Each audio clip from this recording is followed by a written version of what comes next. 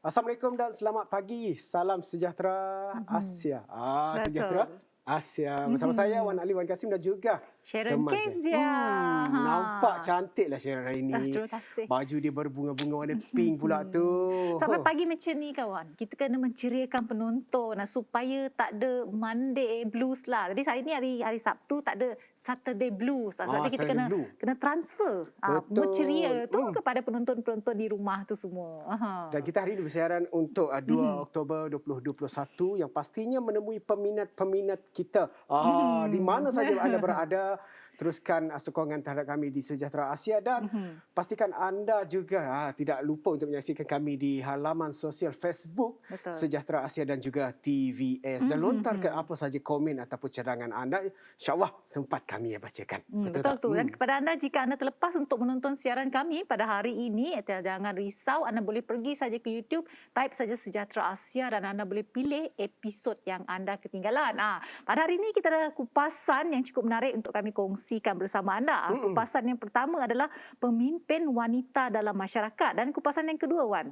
Kita bersama Mhm. dengan Toke Bandel. Wah, bandel saya suka ni. Saya minat Pakai sangat dengan pakaian baju-baju ni. pakaian bandel ni. Dan pastinya pakaian bandel ni ada keunikan dan juga keistimewaan dia yang Betul tersendiri. tu. Tapi sebelum tu, Mhm. kita nak bicara ataupun membincangkan satu topik dululah. Mhm. Sebagai kata orang tadi untuk warming up kita di pagi Mhm. hari ini, Kita nak iaitu berkongsi dan memberi info kepada ya. semua. Ini bukan saja kepada anda tetapi kami berdua juga. Jadi kita nak kongsikan kepada anda tentang penyakit kencing tikus. Kencing Jadi tikus. seperti yang kita lihat sejak belakangan ini, apabila kita dibenarkan untuk keluar, makin ramai rakyat Malaysia yang gemar untuk meluangkan masa hujung minggu mereka untuk pergi manda di kawasan sungai dan air terjun. Maklumlah, sudah lama rasanya kita terperap di rumah gara-gara Betul. penguatkuasaan Perintah Kawalan Pergerakan PKP oleh kerajaan. Ya. Tetapi kawan, dalam kita berseronok meluangkan masa beriadah di sungai atau air terjun, pastikan kita sentiasa menjaga kesihatan diri bukan hanya daripada virus COVID-19 tetapi juga daripada penyakit yang sering dikaitkan dengan aktiviti di sungai iaitu leptospirosis, iaitu yang lebih dikenali dengan nama kencing tikus yang merupakan antara penyakit berjangkit yang sering berlaku di Malaysia. Seperti yang sedia maklum, saya rasa Wan pun ada tengok dalam laman sosial tular kan. Ya, betul. Masyarakat kita menyerbu sebuah kawasan rekreasi, kawasan macam mani manda tu Wan.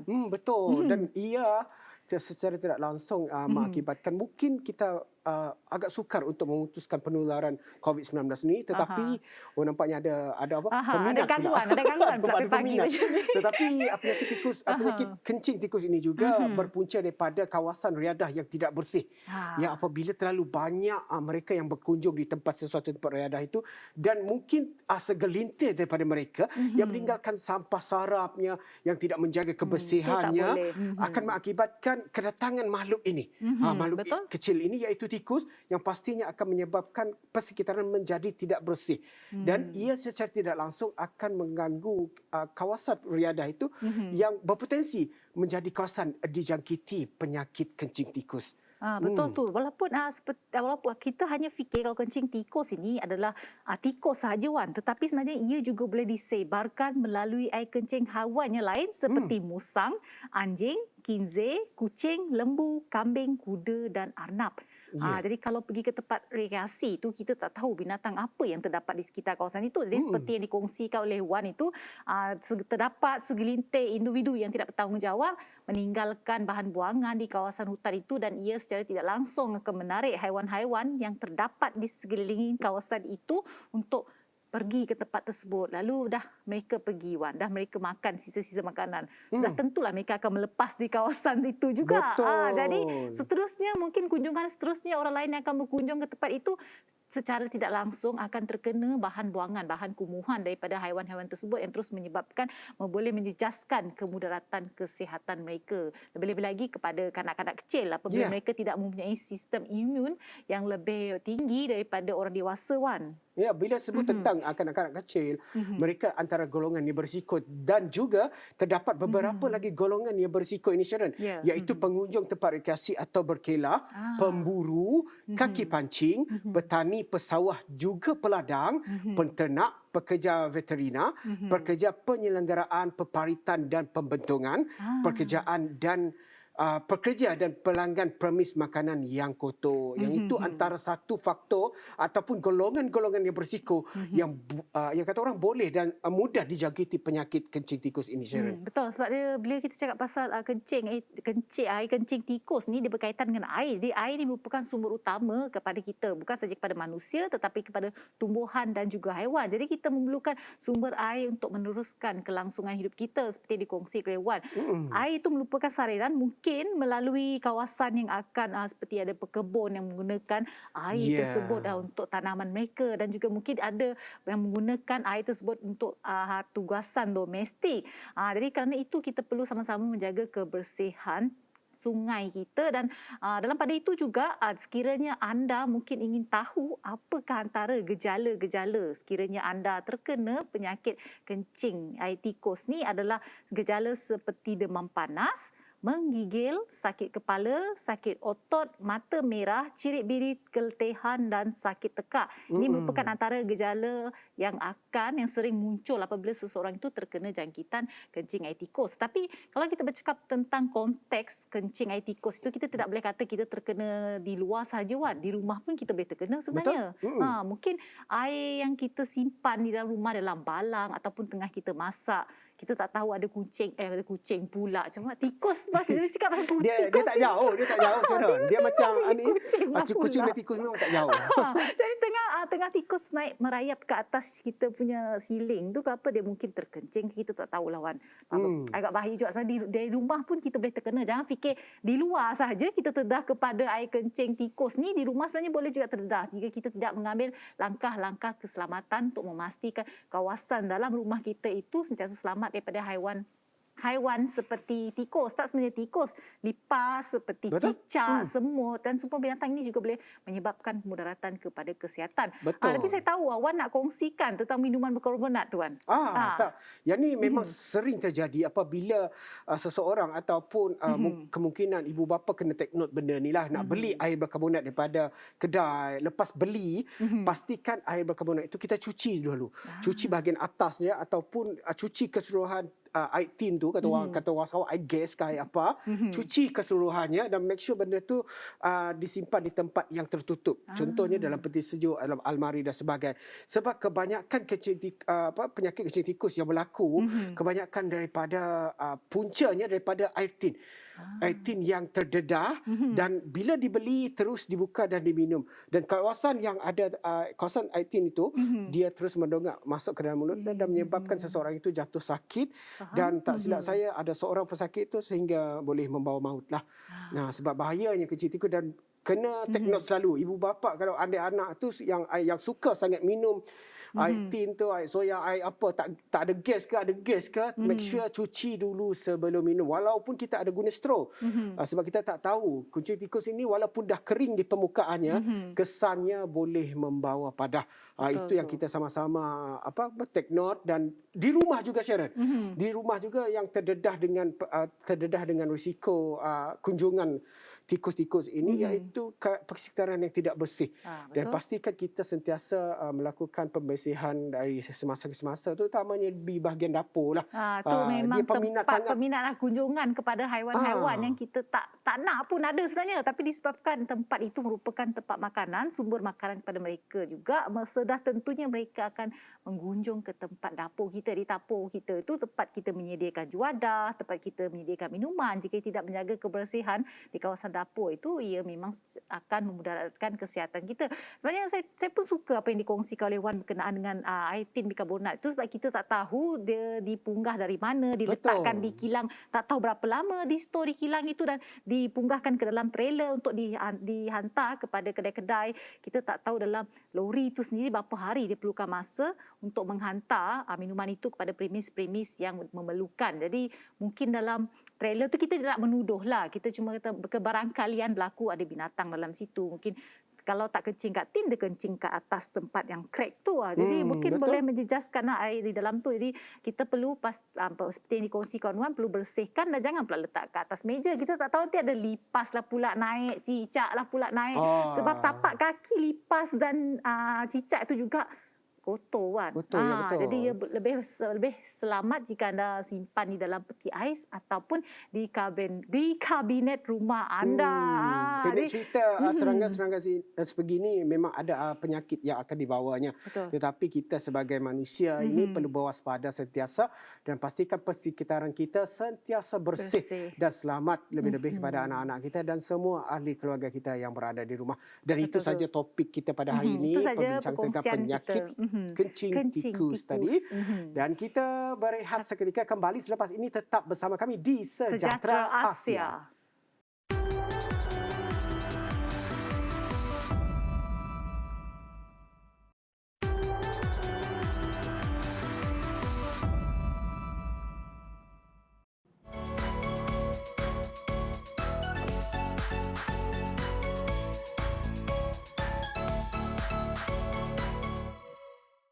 Ya, kembali lagi bersama saya Sharon Kezia dan juga Wan Alif hanya dalam siaran Sejahtera Asia.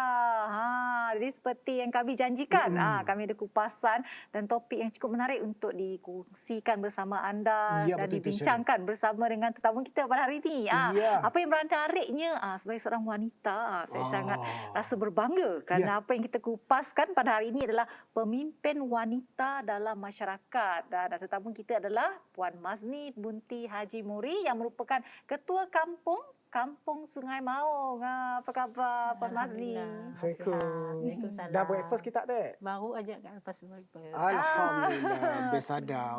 Kita lagi belum. Pagi-pagi tu lapar. Jadi terima kasih kerana sudi bersama kami dalam siaran Sejahtera Asia pagi. Ya. Jadi sebagai permulaan lah Puan Mazni, boleh kita perkenalkan diri kita kepada penonton di rumah. Alhamdulillah, terima kasih kepada kita berdua lah yang belum breakfast. Saya Puan Mazni Haji Muri, memang KK dari Kampung Sungai Maung lah. Sebelum menjadi KK, saya pernah menjadi ketua wanita di Kampung Sungai Maung sejak dalam tahun 1991. Lepas tu berhenti sekejap kena ada anak yang masih kecil. Lepas tu atas permintaan orang kampung minta saya supaya menjadi ketua wanita semula pada tahun 1997 itulah, dan seterusnya sehingga ke tahun 2000 Tahun 2000 ya. 2020 lah sebagai ketua wanita sebagai ketua kampung di Kampung Sungai Maung dengan pengalaman yang ada lah. Dalam era era kepimpinan sebagai ketua kampung ni, peranan wanita dalam memimpin masyarakat utamanya dalam abad ke-21 tu apa yang penting dalam membentuk negara maju pada kini itu? Keadaan zaman yang maju, zaman internet, zaman yang serba maju, peranan ni bukan terletak kepada tangan lelaki saja, perempuan pun turut serta. Mesti ada saingan, dan di antara saingan tu boleh membantu untuk kita menjelajah dunia maju ni lah. Macam tu. Saya faham apa yang dimasukkan oleh Puan Mazni ni, bahawa pemimpin lelaki dan pemimpin wanita ni sebenarnya mereka saling melengkapi, di mana setiap kita boleh katakan gender itu dia mempunyai kelemahan dan kelebihan masing-masing. Jadi saya kira kedua gender ini jika melengkapi satu sama lain dapat menghasilkan satu tampuk pemerintahan yang cukup kuat dan juga cukup utuh. Jadi sebagai seorang ketua kampung yang saya kira cukup berpengalaman, apakah yang telah diusahakan ataupun yang telah dijalankan oleh Puan Mazni dalam keadaan pandemik ini? Dalam keadaan pandemik, kampung saya itu Kampung Sungai Maung dah 2 kali dah kena PKPD.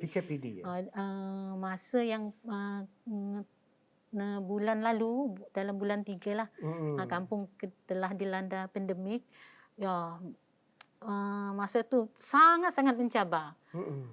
Hasil bantuan daripada orang kampung yang beri semangat, beri sokongan, bantu kita semua dapat kita atasi masalah tersebut.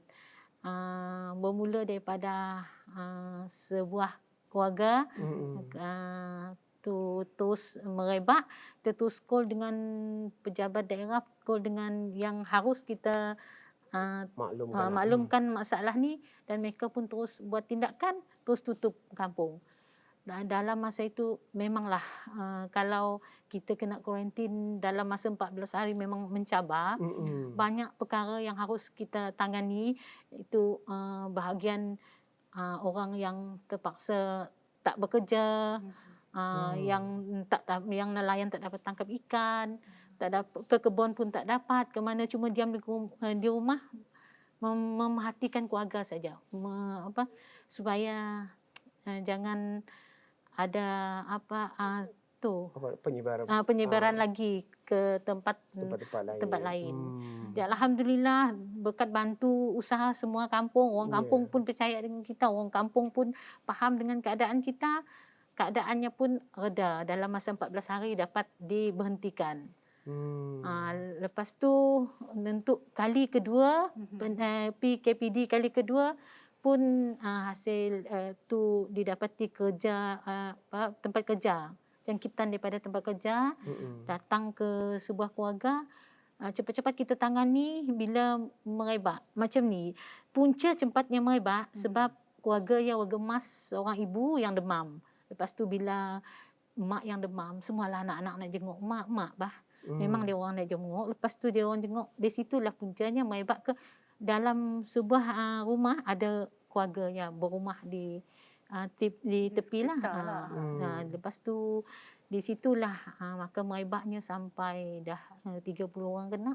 Sekali lagi saya dan orang kampung, jawatan kuasa JKK bermesyuarat dan memberhentikan membuat lockdown di kampung Sungai Maung. Dengan cara itu dia orang pun fikir dan mengaturkan langkah-langkah untuk keselamatan lagi. Alhamdulillah dalam masa 14 hari dapat ditangani dengan cepat, dah tiada yang merebak lagi. Semoga jangan ada lagi lah. Itulah. Dan Puan Masni sendiri, pengalaman 2 kali PKPD di kawasan kampung di bawah pentadbiran Puan Masni sendiri, pertama kalinya, macam mana perasaan, macam mana siapa yang memberikan kekuatan di sebalik perjuangan itu sebenarnya? Memang payah, menangis pun memanglah, malam pun tidak dapat tidur. Saya memikirkan macam mana keadaan boleh jadi macam tu kan. Lepas tu yang banyak mendorong saya suami dan ketua-ketua zon yang telah dilantik, orang kampung. Semua yang beri saya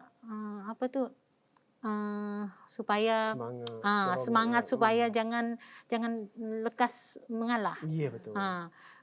Mungkin dalam tahun saya menjadi ketua kaum, masa tu juga cabaran yang amat sangat. Macam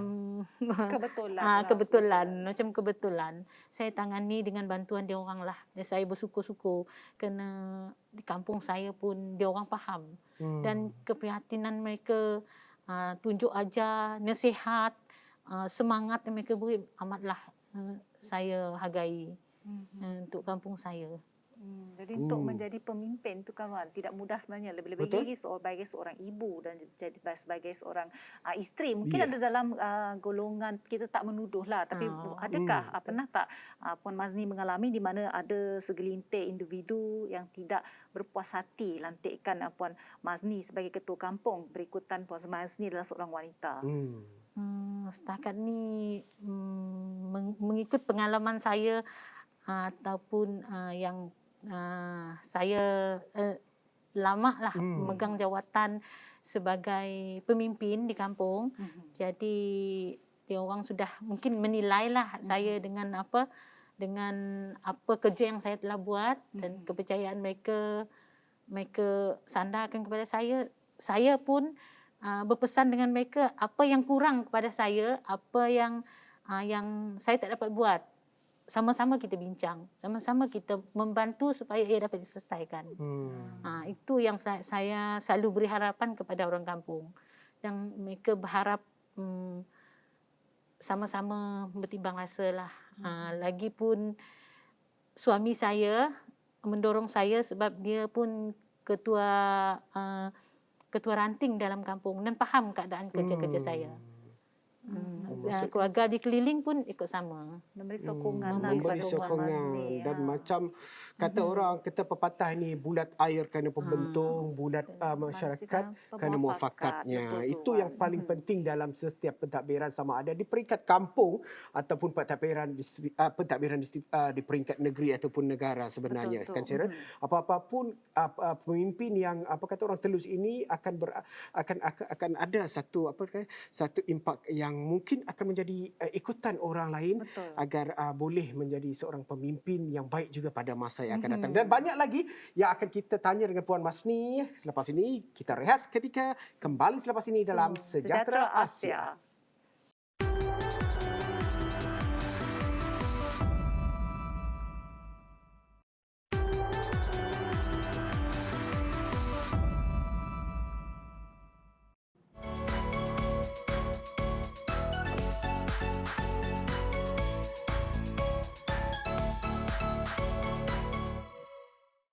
Terima kasih kerana tetap bersama kami di Sejahtera Asia. Masih lagi dalam topik yang sama, iaitu topik kita tadi, pemimpin wanita dalam masyarakat. Betul. Dan bersama lagi dengan kita seperti biasa tadi, ketua kampung kita, seorang wanita yang cukup berkaliber. Orangnya kata orang bersemangat bila bercerita. Bila saya dengar ceritanya memang penuh pahit manis, tetapi itulah perjuangannya sebenar-benarnya beliau nak ketengahkan dan perjuangkan.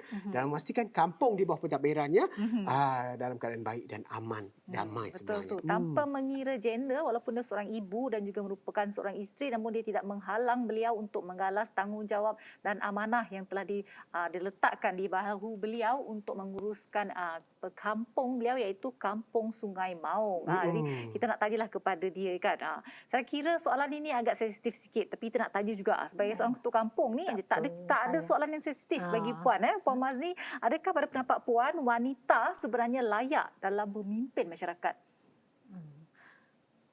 Memang layak. Dalam dunia global, dunia yang mencabar ni, memang layak. Kita harus maju. Tadi awal-awal saya cakap, perempuan pun harus maju ke depan untuk membantu kaum lelaki supaya kerja berat menjadi ringan. Standing dengan lelaki lah perempuan. Sharon pun ada cakap bahawa tangan yang menghayun buayan mampu menggoncang dunia. Jadi kita harus sama diri, sama tinggi dengan lelaki, duduk pun sama rendah dengan lelaki. Ini sama tinggi duduk lah ni. Sama ni. Wan teringat, Wan sekarang diapit oleh dua wanita. Betul. Saya bangga. Saya kecut, saya seorang kat sini. Okey, Puan Mazni. Bila kita lihat Puan Mazni sebagai seorang ketua kampung dan seperti yang Sharon cakap tadi, sebagai seorang isteri juga dan ibu dan yang pastinya pelbagai pelbagai cara ataupun kata orang tadi, pengurusan yang terpaksa diatur sebab nak ngasing tok. Jadi apakah insentif yang dilakukan oleh Puan sendiri untuk membentuk penempatan yang lebih baju selaras dengan kriteria yang kita sebagai ketua kampung inginkan, Tok? Memang kita mahu supaya kampung kita maju dan anak-anak kampung kita, bukan kampung saja maju, anak-anak kampung pun harus maju. Ada yang kita nak supaya ada yang lebih maju bersekolah tinggi, yang berpendapatan rendah mampu membantu keluarga, itu yang kita benar-benar mahu.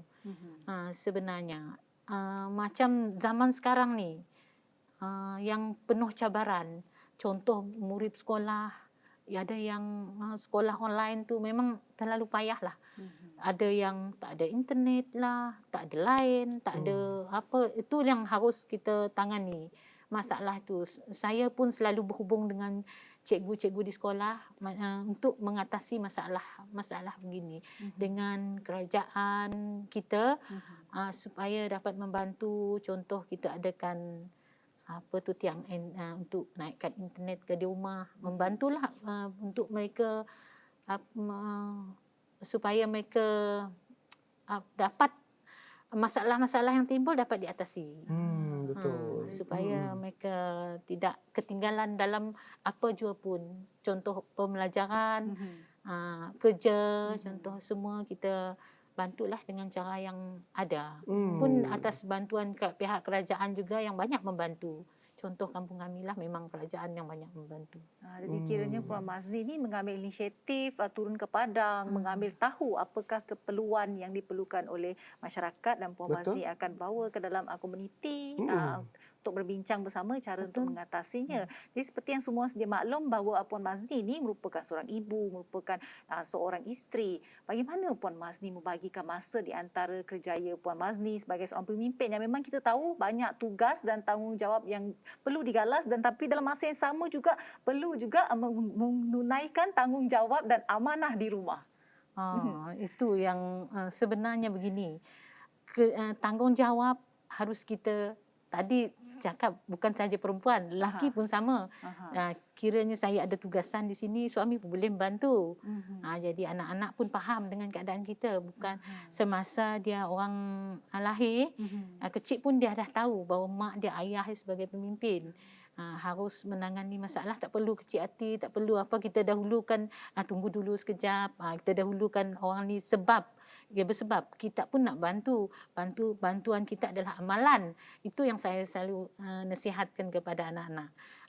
Amalan, kita nak meraihkan amalan senang, tapi dengan cara kita sendiri. Kita bantu orang ni yang perlukan kita bantu dulu.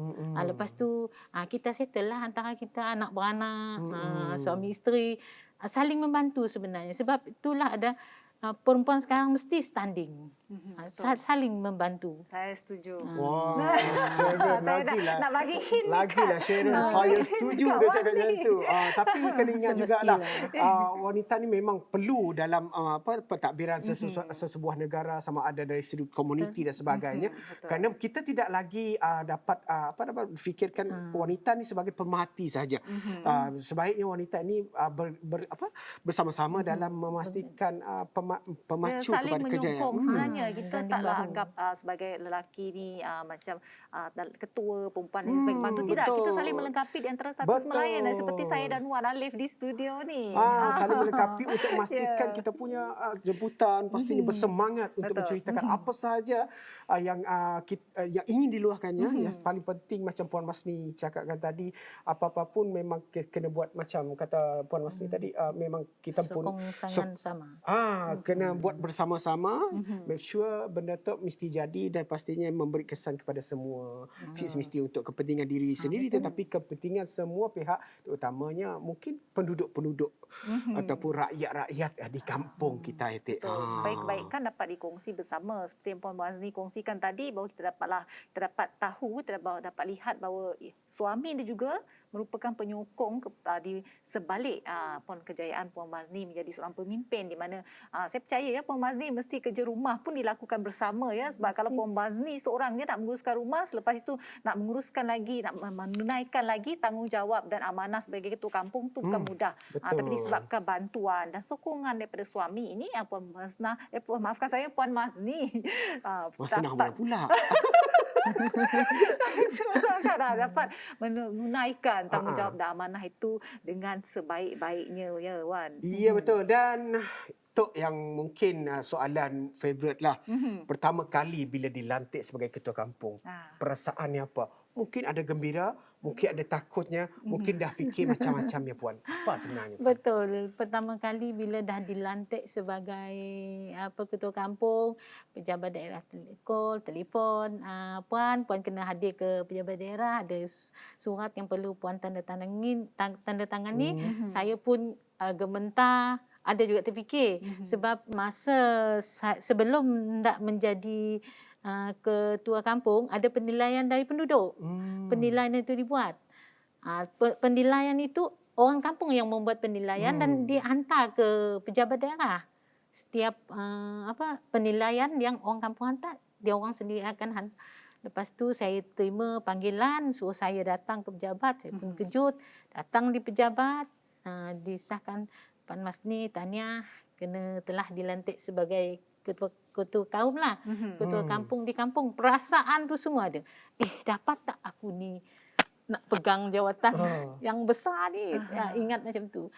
Ingat yang diingat benar-benar, kita ni orang Islam mesti ingat soalan yang pertama di akhirat, Ia adalah ketua pemimpin. Apa yang ketua pemimpin telah buat. Itu yang bermain di fikiran, tak tidur, fikir nak terima ke tak. Akhirnya kena tanda tangani dan beritahu orang kampung setelah terlantik saya sebagai ketua kampung. Mohon, saya benar-benar mohon kerjasama dari semua pihak. Saya tak mahu ada rungutan di belakang ataupun apa. Memang adalah telinga kena tahan. Betul. Mata pun kena tahan. Memang ada. Ada yang pro and contra. Ada yang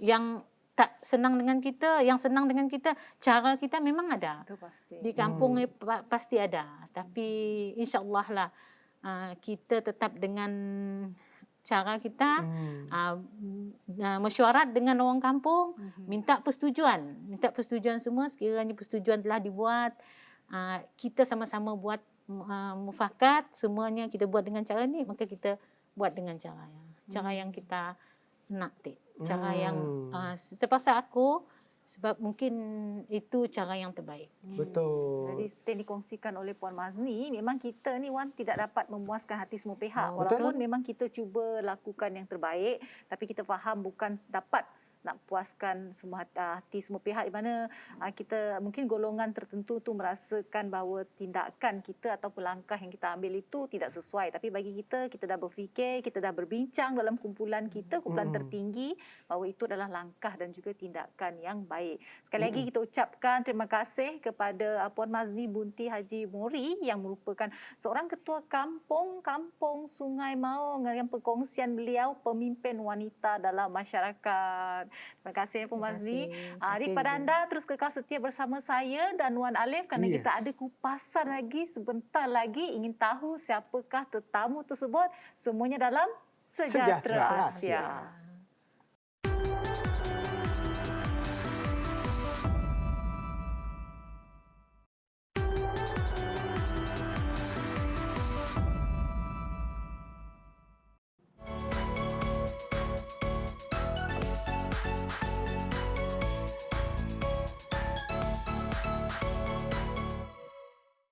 Terima kasih dan kembali bersama kami di Sejahtera Asia. Jika tadi kita dah bicara tentang kepimpinan wanita. Semangat Sharon. Semangat. Dapat orang yang baru ni Wan. Orang baru. Boleh tahu Sharon boleh jadi pemimpin wanita pada masa yang akan datang. Doakan yang baik-baik. Okey Sharon, kali ini jika tadi kita bicara tentang seorang pemimpin wanita dalam pentadbirannya sebagai ketua kampung yang penuh dengan kata orang cabaran dan liku-liku kehidupan ya. Dan kali ini kita bersama dengan seorang usahawan muda pula tu. Umur dia baru tak silap saya 18 tahun. 18 tahun baru lepasan SPM lah gitu kan. Lepasan SPM gitu. Dan tanpa melengahkan masa, kita bersama dengan Raf Haziq bin Ismandi. Ya, hai. Alhamdulillah sihat. Merupakan pengurus Red Bundle Cawangan Kuching Ya, Cawangan Kuching, Metro City. Metro City. Dan seperti biasalah, sebelum kita nak bicara lebih lanjut, baik perkenalkan diri dulu lah. Banyak peminat di luar sana. Okey. Nama saya Raf Haziq bin Ismandi. Macam yang dicakapkan oleh Wan Alif tadi, usia kami baru 18 tahun. Memang lepasan SPM. And kami itu merupakan anak kepada founder Red Bundle Sarawak. Founder Red Bundle Sarawak. Dan, ya, Encik Ismandi. Jadi Red Bundle tu di Sarawak tu berapa lama dan berapa gig cawangannya di Sarawak tu? Okey, Red Bundle setakat tu kita dah ada 5 cawangan lah di seluruh Sarawak. Okey, kita ada dekat Kuching, yang paling baru.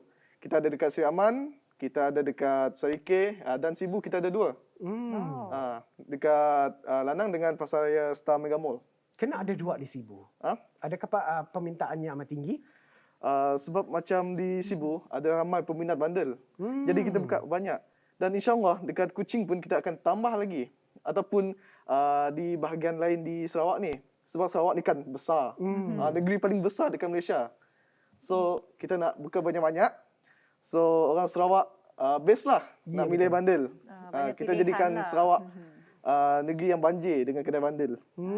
Seperti topik yang kita bicarakan ini iaitu perniagaan pecah guni bukan sekadar untung nasib.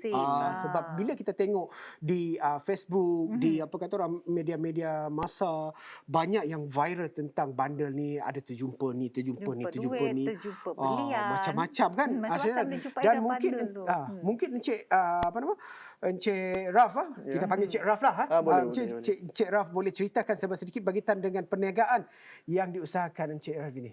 Okey, untuk pengetahuan semua, Red Bandel Senyum Berhad merupakan perniagaan keluarga. Terdiri daripada ahli keluarga. Semua management lah memang ahli keluarga. Okey, sebenarnya kami masuk dalam bidang bandel ni sejak 2013 lagi. Tapi tidak bertahan lama. Hanya dalam lebih kurang setahun. Lepas tu kami comeback balik. Tahun 2016, hujung 2016. Kami mula berniaga dekat Tamuk Sri Aman, Pasar Tamuk Sri Aman. Mula dari subuh kami turun kerja sampai pukul 12.30 malam. Okey, dan sekarang kita dah boleh sampai 5 cawangan dekat seluruh Sarawak. Jadi boleh kongsikan tak? Kita pun nak tahu, saya tanya sebenarnya Wan, apakah yang menyebabkan perniagaan yang ditubuhkan pada awalnya itu tidak menjadi? Semestinya kerana kekurangan ilmu lah dalam perniagaan. Dalam perniagaan, kita mestilah ada ilmu. Baru sesuatu yang kita lakukan itu menjadi. Macam kami lebih kepada try and error. Disebabkan itu, kami pada 2013 tidak bertahan lama dalam dunia bandel ni, dalam perniagaan bandel. Jadi kekurangan ilmu tu dan juga mungkin kemahiran itu dah boleh menjejaskan perniagaan tersebut. Seperti yang kita tahu bahawa dalam kita untuk memulakan satu perniagaan itu bukan sahaja ilmu dan kemahiran yang kita perlukan, malah kita perlukan juga modal. Sebab pakai modal ni, modal yang diperlukan tu bukannya sedikit je, Cik Raf. Mesti modal itu banyaklah saya kira kat sini. Jadi dari mana dah mendapat modal tu untuk membuka perniagaan Red Bandel ni? Untuk kami mendapat modal tu, sebenarnya sebelum ni kami menjual pakaian wanita, butik. Tapi kita bertukar angin kepada bandel, jadi kita ambil sedikit modal dari perniagaan butik tu tadi, kita laburkan dalam perniagaan bandel. Jadi permulaannya adalah membuka butik wanita. Jadi kalau kita cakap pasal butik wanita ni, saya kira Encik Raf memang sambutan daripada pembeli wanita ni adalah lebih berbanding golongan lelaki. Adakah betul? Tidak, sebab macam bandel, dia lebih kepada lelaki. Ramai lelaki yang berminat. Kalau orang kata kan, macam kedai RM2 ke apa kan, lelaki yang menunggu dekat luar. Tapi kalau dekat kedai bandel, kadang-kadang kita tengok kan, memang perempuan yang duduk dekat kursi yang kita sediakan. Tunggu lelaki dia orang menyelam. Apakah tadi kalau kita lihat dalam musim pandemik ini kan Encik Raf, bahawa memang semua sektor terjejas. Bagaimana pula dengan perniagaan Encik Raf? Sejujurnya perniagaan kami pun turut terjejas. Boleh dikatakan terjejas agak teruk. Sebab baru-baru ni kami belum lama menutup salah satu cawangan kami. Sebelum ni ada 6 cawangan. Ada satu di sini, tapi kami terpaksa tutup sebab COVID ni. Dan untuk yang cawangan lain sebenarnya agak mencabar apabila kita tidak boleh buka kedai semasa PKP. Semasa PKP yang pertama sampai 3 bulan kita tak boleh buka kedai. Dan bila kita dah buka kedai pun, orang ramai masih takut lagi nak keluar. Sebab mereka pun dah terbiasa kan dengan norma baru. Stay at home, work from home. Jadi, si berani nak keluar. Dah terbiasa dengan apa kata orang SOP. Yes. Jadi ia salah satu punca ataupun penyebab kepada kurangnya pengunjung di ke arah perniagaan yang secara langsung seperti bandel dan sebagainya. Dan sedikit sebanyak ianya bukan sahaja memberi kesan kepada peniaga juga, tetapi ia memberi kesan kepada pengguna-pengguna itu sendiri. Mungkin mungkin tidak berani kata orang masih takut-takut, masih ragu-ragu dengan pandemik yang masih lagi melanda dunia, bukan sahaja di Sarawak dan Malaysia ini, tetapi ianya telah banyak memberi kesan kepada pelbagai sektor sekalipun. Jadi Cik Raf, bila Cik Raf lihat kesan daripada pandemik ini, apa mungkin cadangan ataupun langkah seterusnya untuk mengatasi masa-masa ini agar walau era pandemik pun tetap juga dapat berniaga tu? Okey, sewaktu pandemik ni kami tidak berduduk diam dan sekadar menunggu bila kedai boleh buka. Kami berinisiatif, kami buka kedai online. Kita createkan channel Telegram. Kita postkan baju-baju dalam tu supaya orang ramai boleh pilih kan. Dalam telefon online saja. Kita boleh post. Jadi orang luar pun bolehlah pergi beli bandel walaupun dia orang duduk kat rumah aja. Okey, selain daripada juga, kita juga ada mula live FB dekat page Red Bundle. Jadi apa tadi, barang-barang yang dekat store kita, nyasi dekat Sia aja. Kita keluarkan juga untuk hiburan, untuk macam ni orang Kedah Dedik. Kira masa lapang lah, kita duduk dekat rumah aja nak. Sambil duduk rumah angkat telefon, sambil menyelam. Si perlu pergi ke kedai. Betul, yang platform yang digunakan digital ekonomi ataupun perantaraan melalui sistem digital yang telah pun diusahakan walaupun hanya perniagaan melalui menggunakan bundle sahaja, tetapi pendekatan yang digunakan melalui sistem digital amat membantu dalam era pandemik, lagi-lagi dalam era endemik yang paling mencabar ini. Kerana kita pasti dan kita yakin apa sahaja yang kita lakukan, kita perlu berfikiran kreatif dan juga sentiasa melakukan sesuatu yang kata orang boleh memenangkan kedua-dua pihak, maksudnya sebagai peniaga dan sebagai pelanggan. Dia dapat membantulah juga pelanggan itu untuk membeli dalam cara yang selamat. Tak perlu keluar tapi masih juga dapat membeli atas talian. Dan saya kira ini merupakan satu inisiatif yang terbaik buat pengusaha tak semestinya pakaian saja, Wan. Mungkin makanan, dia boleh memudahkan kedua-dua belah pihak untuk masih boleh belah tapi dalam keadaan dan norma yang masih selamat, Wan. Saya kira banyak lagi yang akan Encik Ras kongsikan bersama kita semua. Jangan ke mana-mana, kita berehat seketika. Semuanya dalam Sejahtera Asia.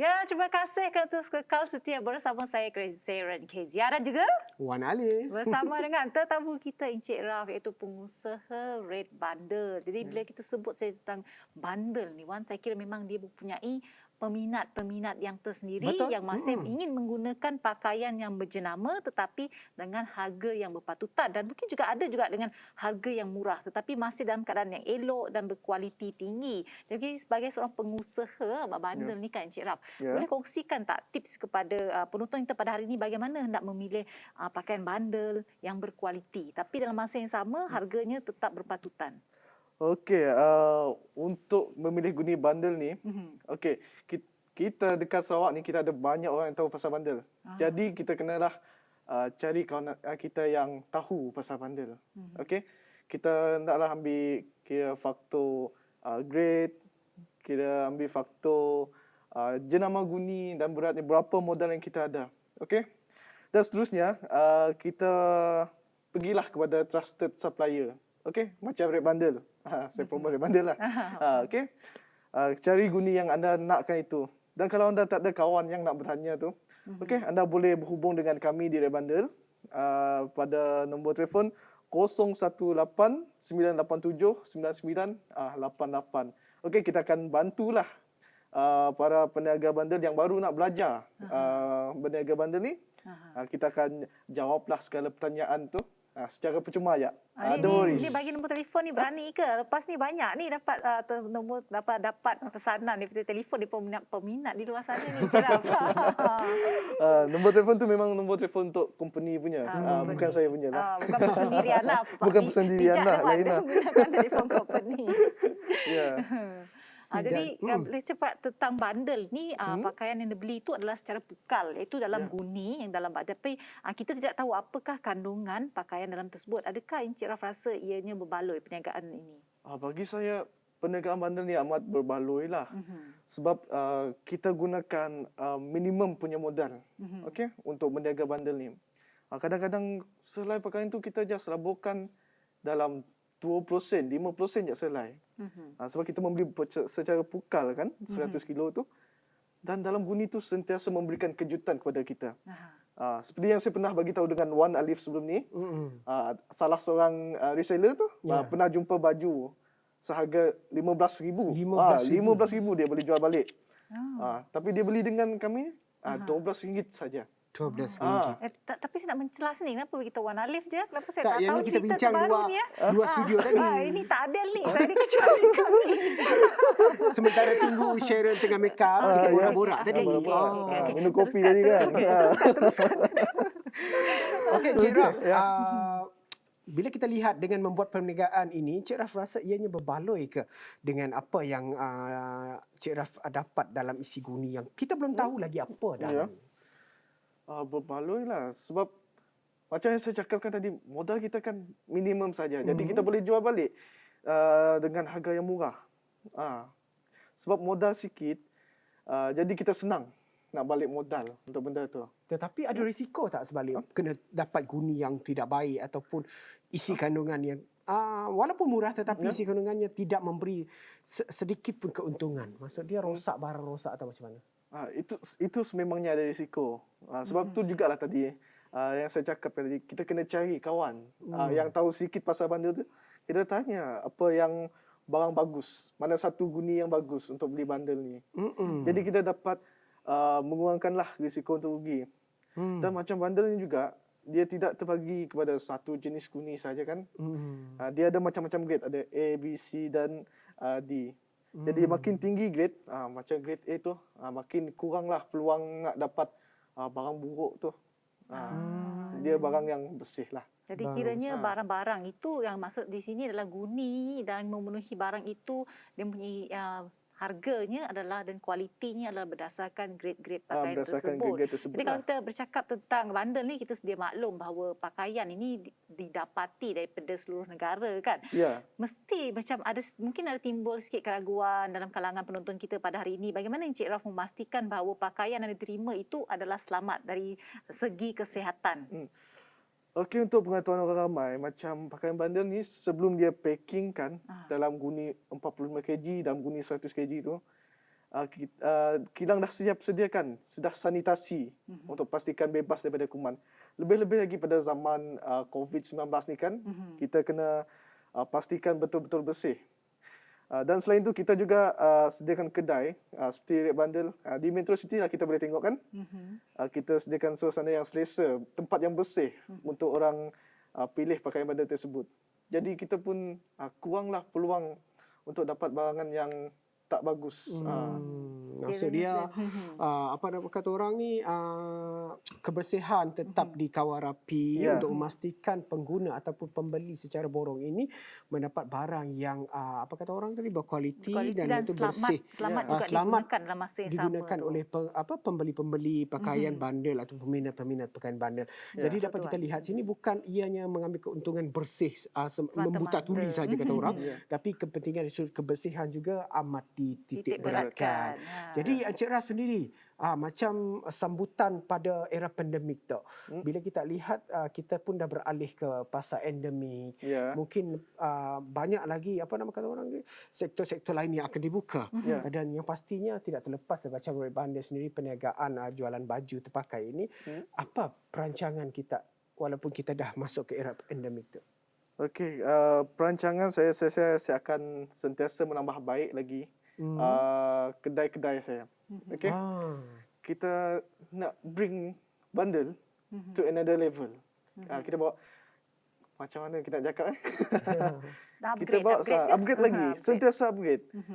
Dari segi macam kebersihan barang tadi, dari segi tempat untuk orang memilih barang tu, kita sentiasalah buat sesuatu.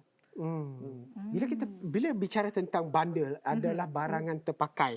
Tetapi Red Bundle memang di Red Bundle hanya baju, kasut, topi atau sebagainya.